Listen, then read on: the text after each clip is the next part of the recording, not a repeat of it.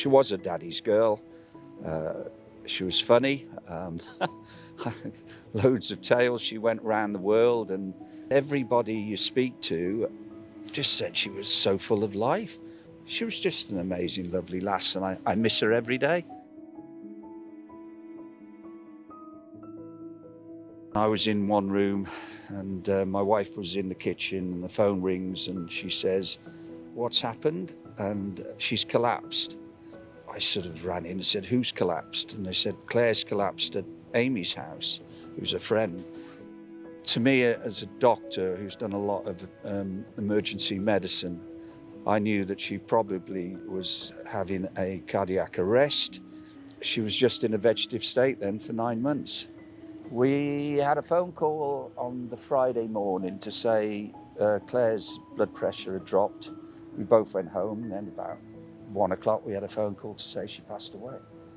And that was the best thing that ever happened. The relief, everything. Those nurses, I'll never forget. They were there. They were there. They did everything there they possibly could. Sometimes I could park the doctor's hat at the entrance to the ward, other times I couldn't. Prop is a tiny little charity that looked after the ward of which Claire was on, and that's where I got to support it. But what they did is they bought stuff for the ward, you know, things that you don't expect. Somebody from Prop said, "Len, what about how organising a charity game?" And we had such a terrific response. I really love the football players. I've always got on with them. I've called them my kids, really.